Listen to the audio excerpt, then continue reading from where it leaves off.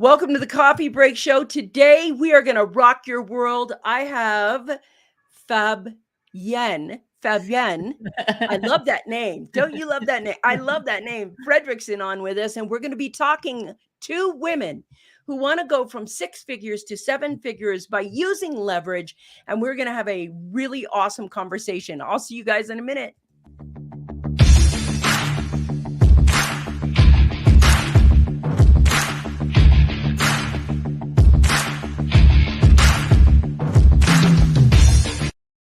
You're on the Success Secrets for Business, Family, and Life channel. I'm Vicki Helm. This is brought to you by Metadime Digital Network. Today, we're going to be talking about something I think all women around the world should be listening to you. I don't care if you're at 5 figures, 6 figures, 7 figures, or 8 figures. This conversation is going to be so empowering because we're going to be talking about how to use leverage so that you're not overwhelmed. And I do not care what income bracket you're at. If you're a woman, your plate can get so full, you have overwhelm incidences. I want to welcome you to the show. And I want to say, I am so excited to have this conversation with you, Fabienne. But I'm so curious right off the bat. What I want to know is, how did you get into this? How did this happen for you that you wrote this book and that you coach people and you've been doing it like 20 years or something, 15, 20 years? 21 years. Yeah. And thanks for having me. It's such a delight. I started, I was in corporate. I spent 8 years in corporate selling ad space and realizing that that's a soul-sucking existence for me, for somebody like me who's unemployable, truly should not be working for anybody else. And I had been taking evening and weekend classes in holistic nutrition of all things, and decided to take the great leap of faith and open up my own practice, teaching people how to eat brown rice and more kale and tofu. And while I was good at it, my 4 clients, most of them friends, wasn't paying my Midtown Manhattan rent, and I was floating my life and my business on credit cards. And I called my dad in the middle of the night, who was a business consultant. And I said to him, Dad, I can't, I'm good at what I do, but I can't afford to live this way. But I can't go back because that would be a slow death. And what he said to me, he said, Fabienne, here's what I know about you. When you want something and you want it badly enough, there's nothing that's going to get in the way. So figure out how to get clients. And I know that's like a answer to some people. But for me, it was my marching orders. I got to figure out how to get clients. And long story short, I created a client attraction system for myself. And the piece that I want to share that's important is that, okay, I had to go everywhere to see, went to conferences and read books and courses, and some things worked, but a lot of things were really masculine things that I'm like, I'm not going to sell that way. I cannot market that way. I cannot do that. That's just goes against everything I believe in. Love the men, but don't want to market like one, right? Yeah. And so I would put these this works items in this imaginary this works box, created a client attraction system for myself, filled my practice capacity to capacity in 8 months. Other people started asking, what did you do? Of course.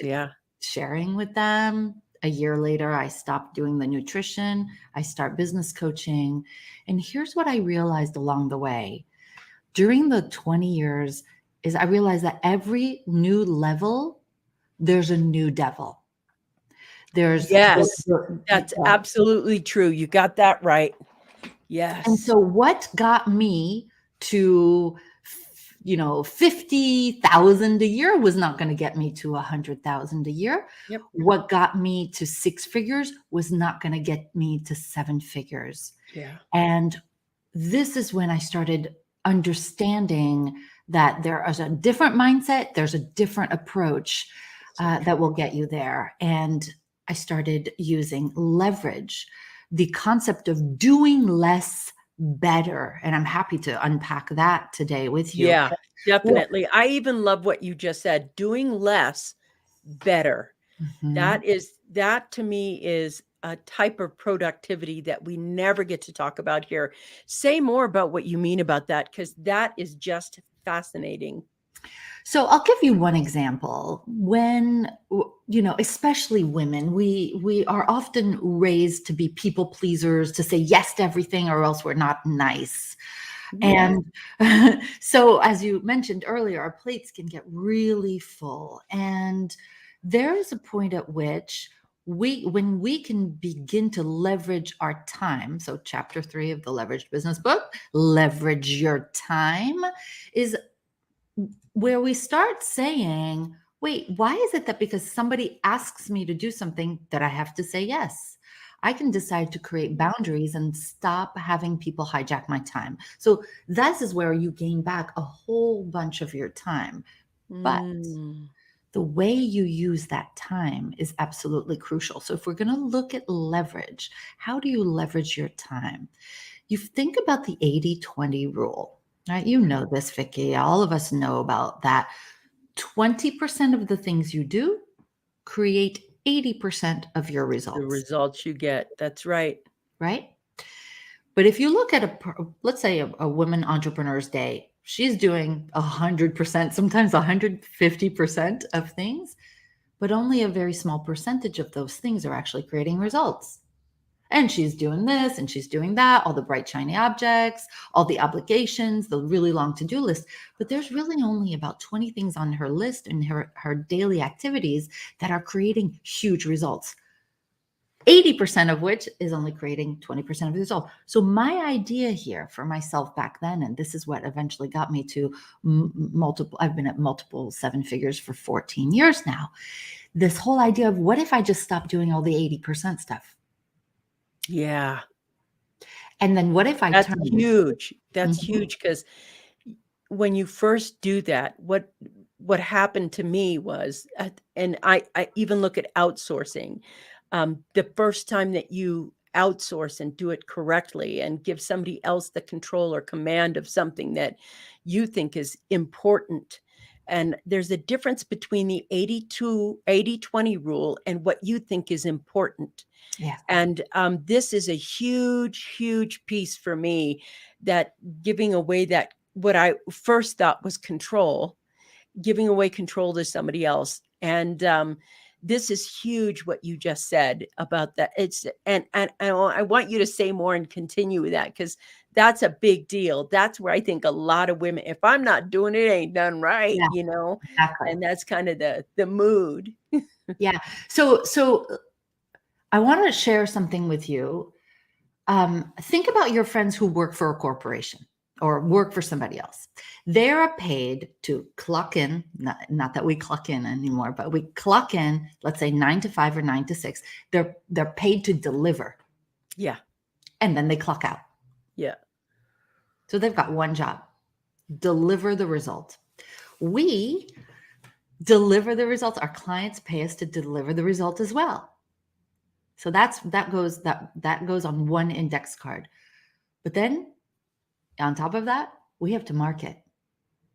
That's right. So that's another business. That's another index card. Then we have to sell, learn how to get good at selling. That's That's another true. index card. Then we need to hire And get good at it. and get good at it, and That's right. fire Mm-hmm. and And get good at that. manage. And Mm-hmm. then we need to deal with the finances, the Yep. legal. We Yep. need to, just all the things. So whether it's an index card or sticky, you start saying, okay, I've got all these jobs.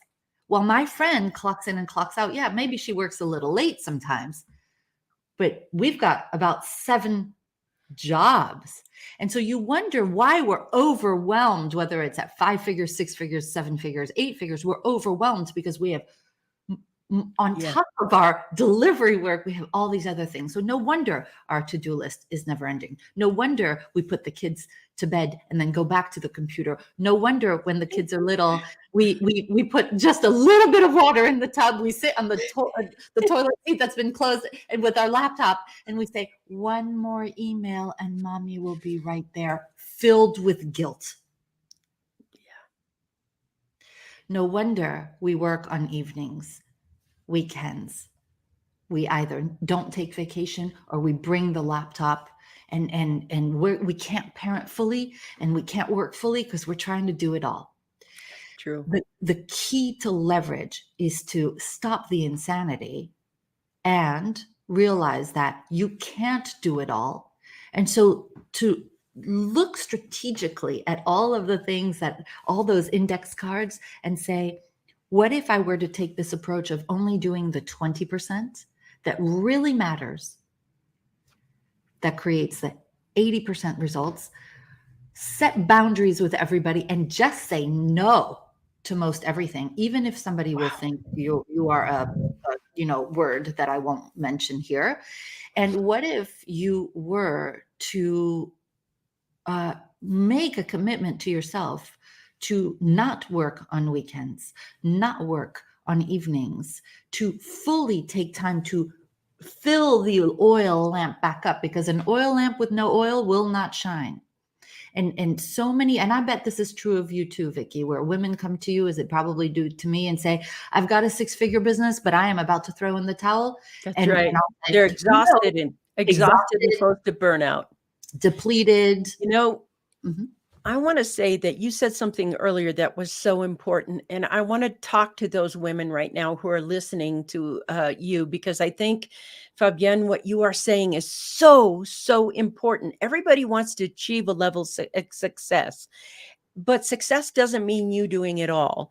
And there is a point where women are so ingrained. It is so ingrained that you should bring home the bacon, fry it up in a pan, do all the this, the that. What can you tell them to give people permission to say, I don't have to do it all? And I think the thing that you just said right there is so, so important. It's about how do you not give yourself permission so that you're not feeling guilty and feeling like success with guilt doesn't feel good. It doesn't make success fun. What like 3 tips can you tell women? It's like, okay, I know I need to focus on the 80-20 principle here and do the 20% things outsource, but how do we get to the point where we give ourselves permission to succeed differently? What 3 things can you tell us that we could do? The first thing is to take an honest look at what is on your plate this week, last week, next week, and look at all of the things that you're working on and ask yourself, is this actually the kind of thing that is taking me to my goal, or am I feeling obligated to somebody because they asked me? Is there a should around this instead of something that I really want to do? And to give yourself permission to say no. Okay. So this is a really big deal, especially with women, because we have been socialized that we are not nice if we say no. Okay. And I think about this, and I teach our ladies this, is if somebody is only in a relationship with you because you do things for them that is an obligation for you and you don't really want to do it, that's not the kind of relationship you want to be in. So true. Whether that is a work relationship, a marital relationship, a friendship. And really checking in, putting your ear to your heart and listening hard. Do I want to do this? Or is this something that's been put on me by somebody else? Yes. And really looking and saying, I give 5 hours a week to that.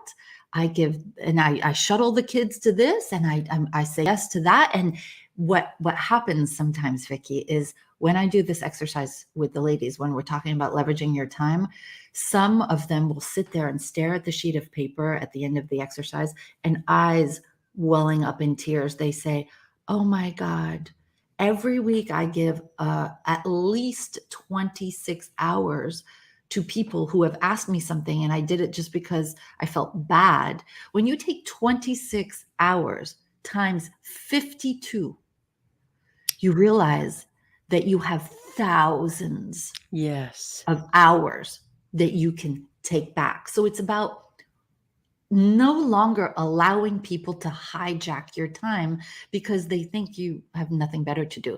Other people think that because of number two, other people think that when we're self-employed, it means we're unemployed because we Yeah. don't go perhaps into a big glass building that we can go run errands for them, or we can talk during the day, or, all manner of things. Mm-hmm. And this is about loving yourself enough, Mm-hmm.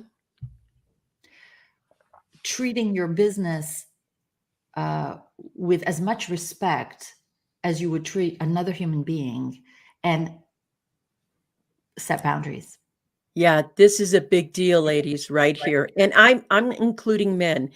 When I first started out a long time ago, that's what people thought. All of my friends thought that. They're like, okay. And I want to be as clear as possible. When you start achieving success, you're going to have a transformation in the middle of it. It's like when you quit smoking. You hang around smokers all day, all day, all day until you don't smoke anymore. And then suddenly all your friends are non-smokers. You don't actually know how that happened. It just kind of happened. It wasn't that you like these people less and like these people more. It just kind of happened that suddenly you're around non-smokers over a period of time. And that's going to happen with you when you start putting boundaries around and saying, my work is my work. I still have to work. I'm not unemployed. I'm self-employed, just like she said. And you're going to find that your friends are changing over, but those people who didn't respect you enough to be your friend while you're going through this transition, you're going to go through this transition and you're going to have new friends and you're going to have like a new life suddenly happen. But the having boundaries is about you shifting how you respect you. And thus, you're going to draw new people who respect you in that way into your life. This is a huge transformation she's talking about, and one of the best transformations as well. So empowering. And understand that the people that have been putting all these obligations on you will not like it. Just like Yeah, they when you won't. tell a toddler that they have to go to bed and they don't like it for the first time, they might throw a fit. And Yeah. this is where their criticism and their thoughts about you, let it roll off your back like water on a duck's back. Because here's the deal. You need time more than most people need time. Mm-hmm. And when you can say to somebody, if your mom is calling you all day, if your friend wants to have, a lengthy lunch or go on a spa day, and you're like trying to get your business to its next level, you can gently call them. And I call this the big fig sandwich. Have a conversation with the person who's hijacking your time and begin in gratitude. That's the big fig sandwich. Begin in gratitude and say, I love you. And we've had a great friendship, or mom, I'll do anything for you. And fluff them up a bit and say, and to tell you the truth, I need your support now more than ever before. I am 100% responsible for the revenues that I bring in. And while I have to go get the clients, and I have to this and I have to that, and it is more work than I've ever found possible, but this is the work that I choose. I will never work for anybody else. So I've got to make this work. And that means that during the hours of 9 and 6, I need to work on getting clients and delivering to clients, and everything else just has to wait. So is there any chance that we can speak on weekends, or is there any chance that I can call you at 6:01 p.m.? But now more than ever, I need your support because this matters to me. And then Beautiful. the inside of the sandwich, and then the fig is finished in gratitude. And I love you, and I've loved your friendship, and I know I can count on you, and all of that. When you deliver that, people are like, wow, I never realized how much you have on your shoulders. Yes, I will help you. That's right. That's right. What you just did was so beautiful. It was like nonviolent communication in this beautiful, package of being vulnerable and making a request. It's like, it's not so that it's obvious for people just because you're working, they know what you're thinking. I love that you shared that because it is a way for them to say, this is how important it is for me. This is such an important thing for me to have and do. And I'd really appreciate your support. And everybody who's truly your friend really wants to support you in what you're doing. Yeah. Love that. And then the third thing, since you asked me for 3 things, Vicky, Yes. the third is to really set boundaries with yourself. One of Ooh, the big things, one. big one, and this is the one that's, it's the hardest, is setting Yeah. boundaries with yourself, especially because many of us entrepreneurs are natural rebels.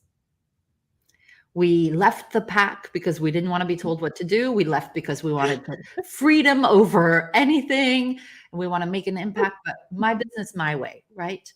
And Mhm. so you've got your newfound time. You've said no to the time hijackers. You've done this 80-20 thing, put a pause button on the 80% that's not working. Now you have all this extra time. We're not eating bonbons. Okay. We are getting strategic about the time. The to-do list is there, but the majority of things on the to-do list is not going to add another zero to your business. So Ooh, so smart.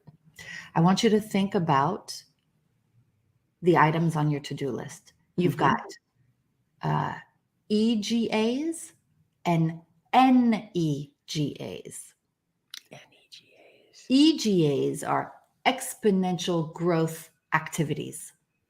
Wow. The slow projects that require mostly you, at least in the vision and strategy and getting it off the ground, that are slow gratification activities, much different than the, just check it off the to-do list. Oh, if you're anything like me, when I've got big projects, I spray my desk. I like go look at what's in the fridge. I try to knock off all the little things off the list.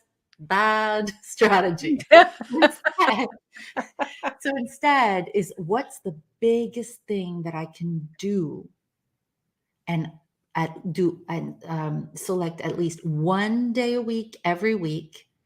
That's called an EGA day. No Mm. clients, no client appointments, no team staff appointments. It's you fully working on Beautiful. exponential growth activities Oh, versus God, that's so important. NEGAs. And this is how you multiply your business very, very quickly. Wow, Do this is less, so important. better. Doing this is so important. I wanna say a couple of things that when you were talking that I remembered when I was first starting out, yonks ago. But it's so interesting to talk about having discipline around yourself. So there were 2 things that used to get me off course. One is in the EGA area, Yeah. if there was something that I was intimidated by or didn't know how to do fully, I would find myself procrastinating in various ways. I would find myself I'd go over to the NEGA areas and start doing this, like, oh, I don't know how to do this. Let's design a logo. And, the logo and I would catch myself doing these things. And so I had to get real with myself and I would be like, okay, I'm nervous and intimidated by this thing, and it's really me, and it's gonna make this quantum leap in my business. This is what I need to do now. It's okay to be afraid. Or I'd catch myself. The second thing, I would binge eat. I would be like, okay, I don't know what to do here. Better go make a sandwich. And, I'd be out in there. We have to catch ourselves in this moment when we want to excel and we may not know how to do it perfectly. And we have to catch ourselves in these areas where we are moving from those things that are the day thing. I'm going to tackle this. This is the thing I need to get done. So, for example, if you're making an online course, and if you've never made an online course, and let's let's say it's your signature online course, time, attention, focus, and maybe you're not, or if you've written a book like you have, and I've got a few hundred, or not 100, but I have a few books myself. When you get to that chapter where you're not quite sure where to take it, and instead of staying with it and letting the answer come to you because you know it is, you'll go off and do other things. And that's the point of managing the self, the entrepreneur that you're growing into, and confronting those little, I call them time sucks, because sometimes we sabotage ourselves quietly and we don't take a look. And I love the EGAs and NEGAs that you have.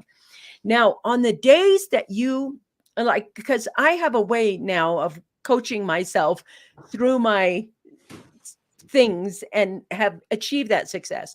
But let's say you're starting out and you have you said there's one day where you take that is only dedicated to these tasks that are just you can do, that are the 20 percenters. Now, on those days that you do that, do you outline what tasks you're going to confront, or and how you think you can confront them? And what if you don't know what to do? How do you breathe through that or do that to take the next step? I asked 3 questions all at once. I don't know why I'm doing that, but I was wondering, when you get to there, how do you bridge your way to the other side? Yeah, I'll actually explain the whole process. Love it. And we do it within the program. So one, every quarter there is a strategy session where you get clear on what 3 big projects Ooh, you want to get done in the quarter. So love it. let's say end of December, you're going to map out 3 big projects. This EGA, this EGA, this EGA. One for January, one for February, one for March. Okay. Love it. People want to do 17 things and then they end up getting 3 done and they feel bad about themselves. You get 3, you set 3 and you get 3 done. You feel like a rock star. So You do. It's true. do less better again. So the way that we do it is that we have a project planner. And on this project planner that I've created, there's the project name, the project due date. Very simple. And I actually believe in doing it on paper. We have Asana, we have Slack, we have all the things. Yeah. But Yeah. to work this out, I do believe in the magic of putting pen to paper. So Me too. just laying out for this to get done, all the steps on all the lines. Yeah. And then putting them in order, chronological order. What do you think needs to be done? On the side, who could this be delegated to? Who Yep. can help me with this, right? Yep. The who, not how. Mm-hmm. And finally, this is the piece that nobody talks about on project planners. What is the obstacle Yes. that's in the way? That's right. Especially if the obstacle is you. What's the Beautiful. obstacle? Do I have might I procrastinate this? Is there a question that would get in the way? Do I not know how? And literally give your brain the space to write down what could get in the way of this getting done. I don't have time right now. My I'm having trouble with my kid, and or we're traveling, or all that. Just put it there, and then right next to it, find the solution.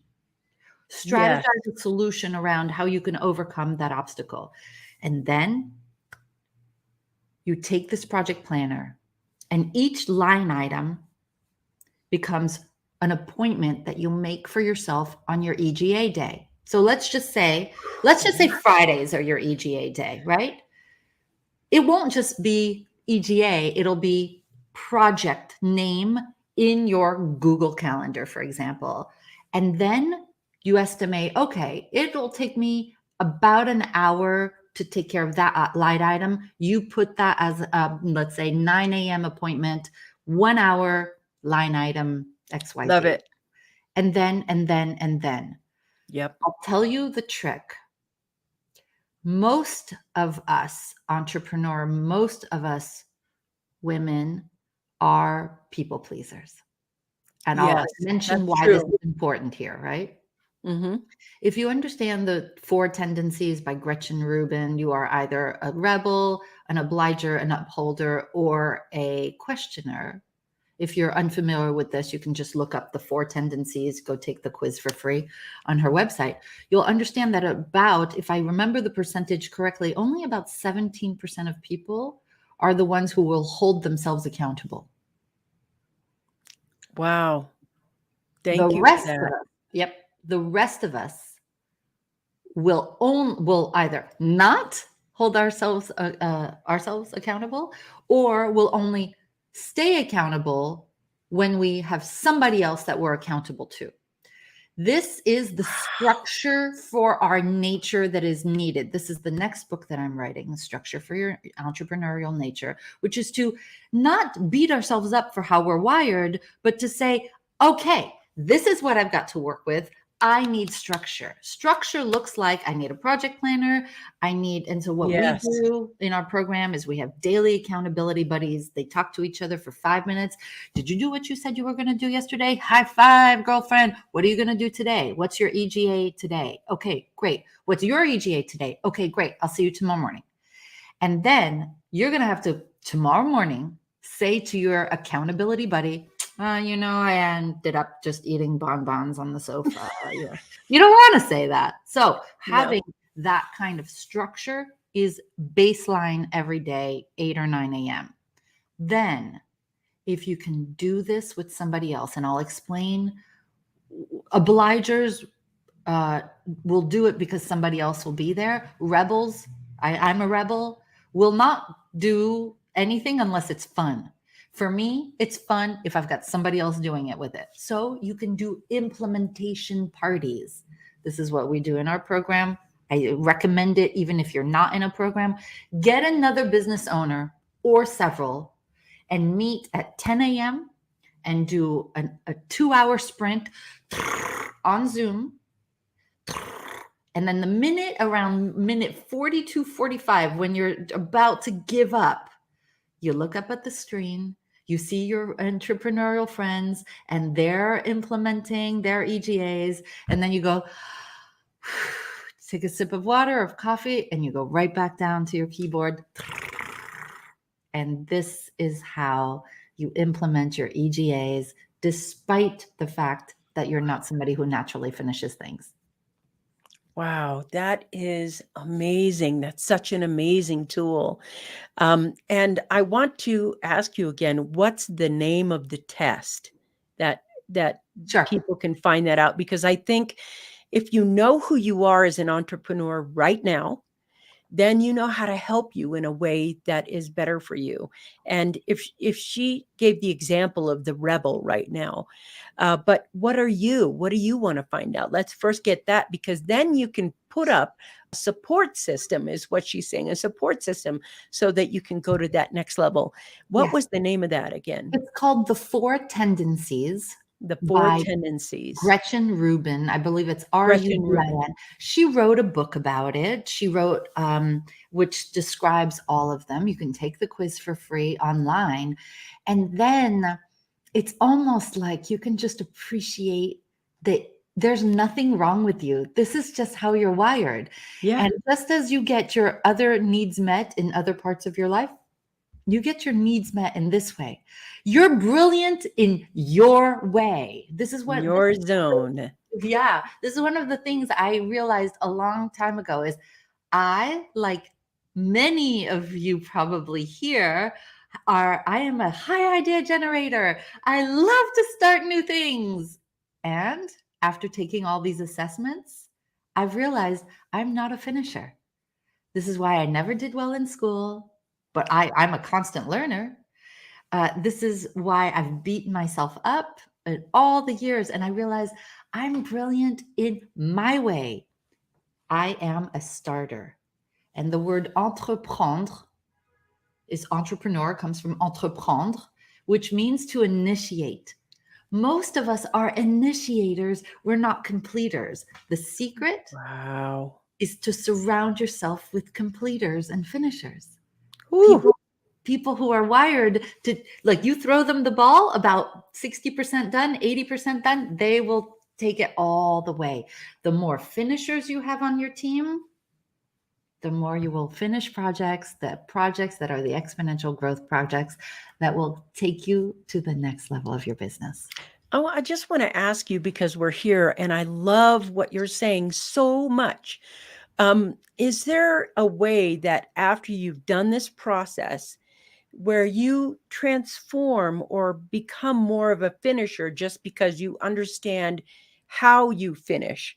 Not that you are a finisher, but how you finish. So if you know you're going to take something 80% of the way and you suddenly know how to get the other 20% done, even if it's outsourcing it and getting it back in, is there a way when you start that you build more confidence or something, or more completion skills, or something that says, yes, I'm going to finish this? Or do you just say to yourself, this is kind of how I operate, this is kind of who I am, and I know what I'm going to need in place to get something done, finished, completed?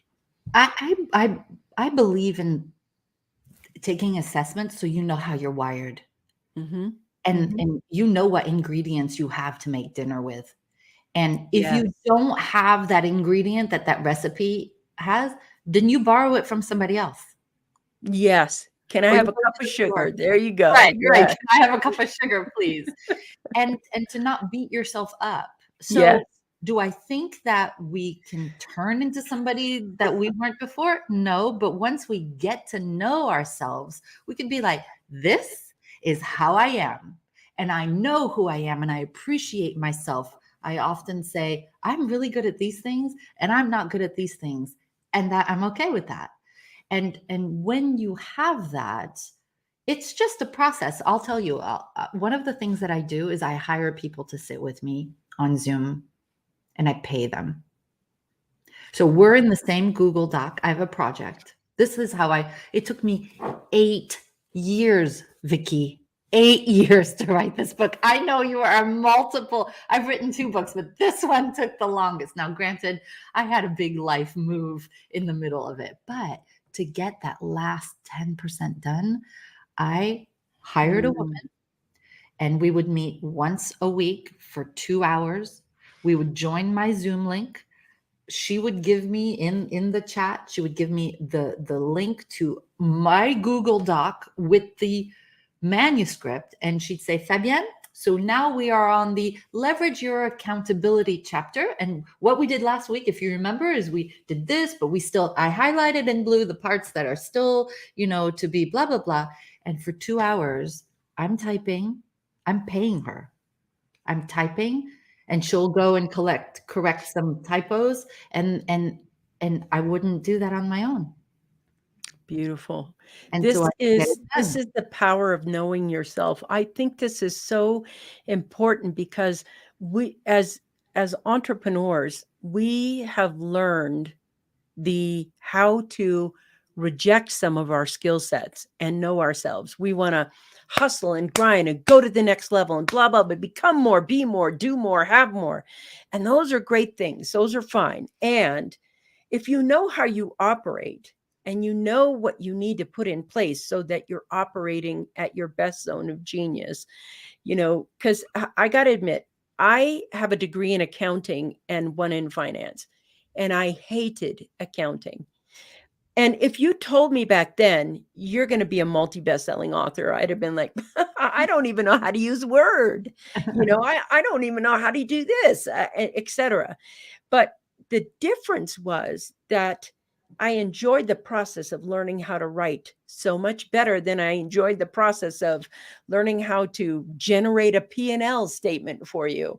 That I went ahead and let go of, oh, I'm an accountant, that concept you hold of yourself. And the concept you hold of yourself is built around what other people think. It's not often built around who you are. And I love, Fabienne, that you are saying operate from who you are. And this is what you need to succeed, then put that in place. And I really have gotten to the point where I think that's a kinder way. Like, is there a kind way to be an entrepreneur? And I'm having this conversation, rolling back and thinking to myself, I wish I would have had that in the beginning, because that being hard on yourself and feeling guilty and hating you and beating you up verbally and pushing you forward, and that other kind of meanness that you can have to yourself. And then when it doesn't go how you wanted it to do, because you're just beating yourself up all the way, and maybe you fail at the thing you're doing, then you beat yourself up more and do this. This is a way. This is a very foundational way. And I love that you call your program, this is boldheart.com. Go to Bold Heart. A bold heart is that you can love yourself. You don't have to feel overwhelmed. You don't have to do it alone. You don't have to do it alone. You don't have to overcome. You may have to integrate or infuse, but you do not have to overcome who you are in order to achieve. You have to understand who you are in this place of achievement, and then put up for yourself those things that are going to help you succeed. This is why I think I know if you're relaxed, if you're driving the car and listening to the show, all her links are going to be in the show note. Her book is online at Amazon, and it is the leveraged business, how you can go from overwhelm at 6 figures to 7 figures, or overwhelm at 5 figures to 6 figures to 7 figures, and how to do it in a way that is beneficial to your whole beingness. So I want to talk about this because, Fabienne, so many people are talking about how to have a balanced life, And in my entrepreneurial journey, there is no balance. There is no balance. For me, there's in the moment self-care. And I'm wondering what can you tell the busy mom who's got, kids, and who's got a husband and groceries and school and soccer and this and that, and they're also trying to, run a business or write a book or do the next thing for them. What can you tell them about balance, and how can we help them have a better concept of themselves? You're not the do-it-all woman. You're not Wonder Woman. What would you say to that woman? Well, I have a lot to say, and I want to share that. The year that I got to 1 million, my kids were really little. They were like, 4 or maybe 6 and 4. And then the Wow. next year I was pregnant again, and I had, it was all super little kids when I was doing this. And I have many best practices. Number one is realize you can't do it all. Okay. You can't be the soccer mom at all the things. You can't be shuttling kids to the PTA and be running a team, doing the marketing, the sales, everything. So here's what I learned. 2 things need to happen. You need to get help at home. Maybe it's somebody who comes and cleans your house. Sometimes it could even be once a day. You need systems at home, maybe help with the kids. And I know that not everybody's made for money, but sometimes you can trade with the neighbor. Can you take my kids for 2 hours today? And I'll take your kids for 2 hours tomorrow. Find a way to have uninterrupted time in your day and focus on just that 20%. Say no. I know this is a controversial, but I spoke to my husband and I said, many years ago, and I said, I can't be the one at the soccer thing and the karate thing and the swim meet thing. And I can't be the carpooling mom. And so if this child wants to do all the swim meets every day, it can't be me. And I know some of the other moms might have snickered and said, oh, who does she think she is? But I got clear. My work during the day has to be sacred, and my family time needs to be sacred too, which means I had to say no to a lot of things. No, I'm not going to be on the board of that. No, I'm not going to be part of this book club. No, I'm not going to. No, I'm not going to. No, I'm not going to. And then the times that I did have with my friends and my family were focused on the things that I really, truly enjoy. No obligations, truly looked forward to. Mm-hmm. The same thing at work. Get world-class help right away, even if it's just 5 Yes. hours a week in the beginning. That's all I could afford. Create systems. I had systems at home. I would go to the big box stores and buy all the fish and put like 2 pieces of fish in the little Ziplocs in the freezer. I had all these systems for everything, systems for laundry, systems for all you can imagine. Birthday gifts. I would buy all the 6-year-old birthday gifts, have them pre-wrapped so I wouldn't have to think about, oh my God, I need a gift for a birthday party in 2 hours. All of it was done ahead of time. So you get help and you create systems at home, help create systems at work. And then you can have some semblance of a life with actually some downtime. Yeah, that's what I call it, downtime. I don't call it work-life balance. I call it downtime. And my downtime doesn't have to be the certain time every day. My downtime can, flow with me in a way. And one of the things that we did when we were starting out and things were just full, full, full, full, full, and friends and family feel, neglected or whatever. And what we did was every 8 weeks, we would have a big dinner party at the house, big dinner party. And we'd invite all our friends to the house. And in that time, in that 2, maybe 3 hours, we could connect with everyone and hug them. And they felt loved and seen. And we'd have this great meal and this private time and these great conversations. And then when they left, they knew they couldn't call, etc. And then we'd have another dinner party where we would, because then we had 2 or 3 hours and we could see all our friends. And then it would, otherwise you're like 2 hours with this friend, an hour with this friend, an hour, and you don't have that. So one of the things I did was I just went ahead and we had dinner parties, and that worked so well for us. And there was a lot of networking that happened and a lot of entrepreneurial businesses that happened at these dinner parties. Some people were like, when's the next party? Because so-and-so started this business or whatever. So when it became that way, it became this thing that we could do to help manage that balance and have that downtime. But that 3 hours of downtime required, setting up. And here's what I want to say to people. You do not have to set it up. You don't become Wonder Woman and, oh, I got to cook all this and do all this. And there are systems and structures that are so important, and letting go of that 80%. I want to talk about the thing that is so important to me. I want to talk about holding yourself accountable.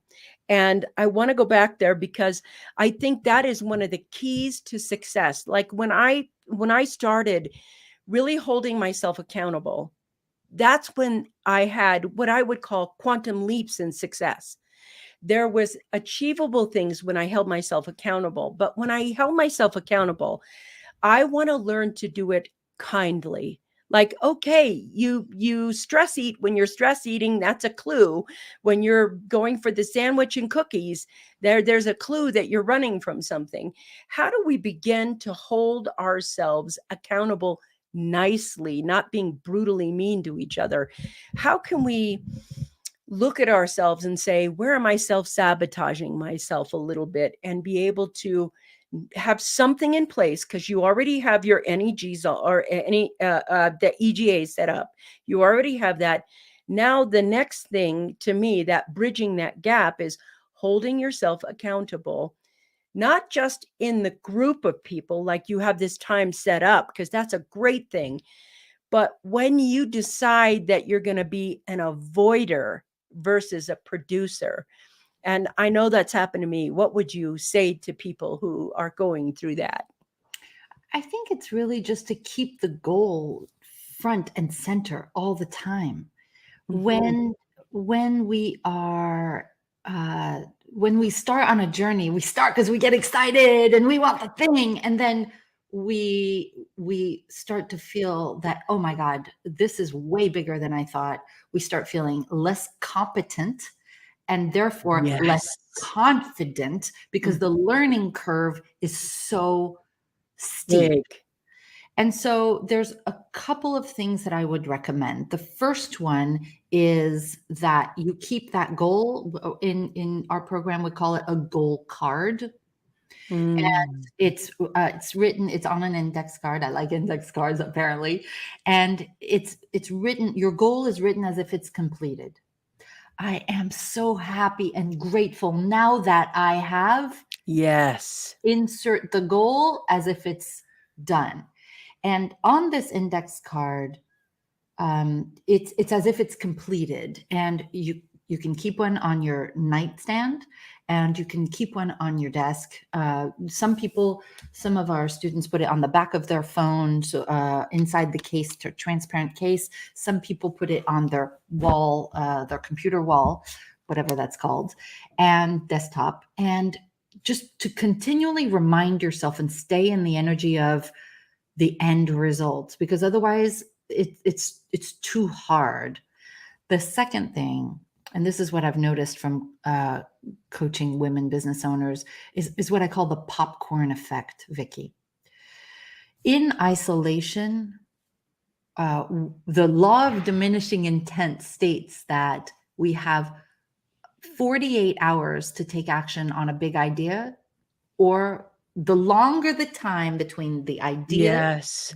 and the action will mean that the higher the likelihood Yes. that you won't take action on it. So when you are, especially women, because women are really, how do I say this, thrive on the hormone oxytocin, which is the bonding hormone. You have oxytocin when you give birth, when you nurse your baby, and when you're, with other women. This, the men don't need this. We do really well when we're in community with other women. And here's why it's important, and I'll explain the popcorn effect. When you have this idea, oh, you guys, I have this idea. You say it to a community of women. They register it. They say, I got you, sister. And they will not let you talk yourself out of it. Oh my God, that's so true. So Right? true. I have friends that do that just for me. Thank you, Wendy. Yeah. And if 2 days later they say, so how's it going with your thing? And you're like, I'm not even sure. They'll be like, oh, this is your greatness. You can do this. You can do this. I believe in you. And they will. This has to be an intentional community and not an accidental community. Do not share your goals with your sister, your neighbor, your friend from high school, unless she's an entrepreneur who is healthily ambitious, because it's in their best interest to bring you down so that, there's this fear that you will go away. So don't share this with people who are in your accidental community. Get yourself in an intentional community of other really like-minded women who are on their path. You're on your path, and you do this for each other. The popcorn effect then takes hold when you're in this community. You're all working. You're doing your Zoom implementation parties. You're masterminding together, whatever. It's all of a sudden, pop! A woman in the community reaches her goal. Wow.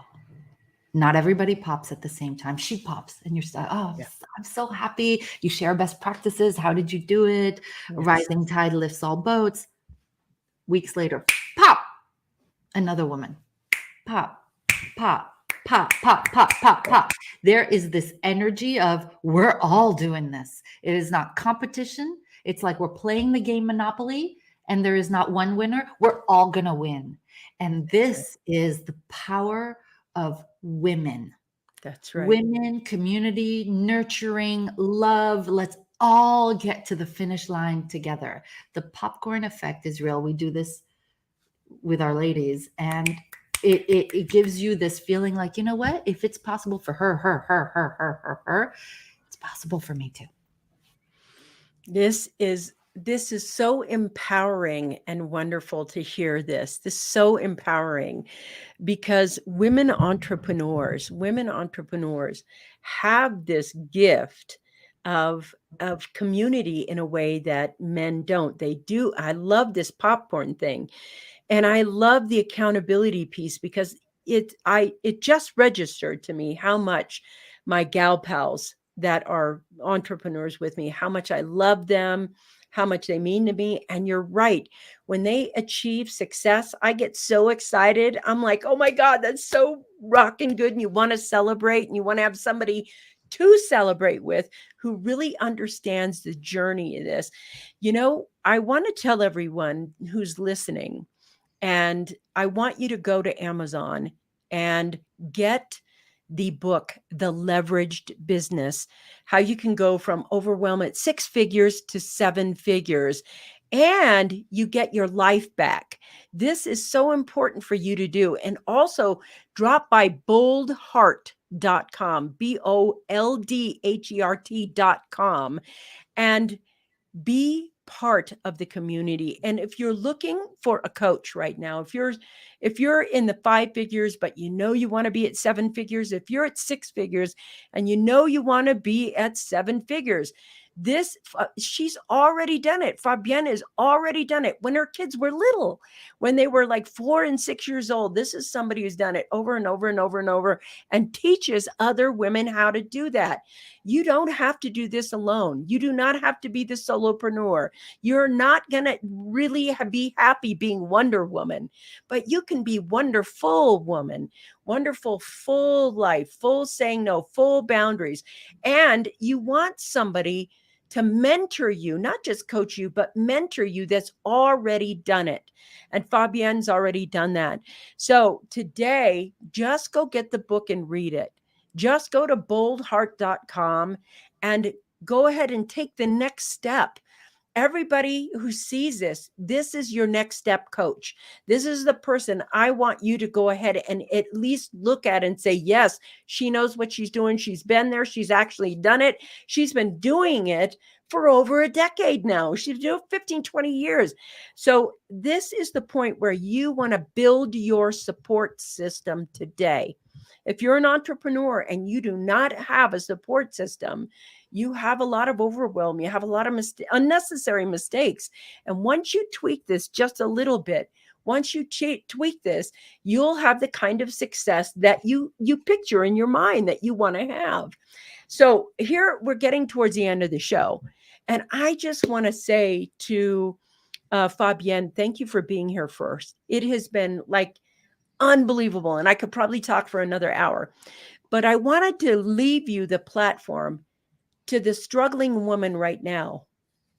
What can you tell her? What would you say to her, to that struggling woman right now who's so many plates are rolling up in the air that she is absolutely sabotaging herself, but she knows she's meant for more. She knows she wants to get there. What can you say to her?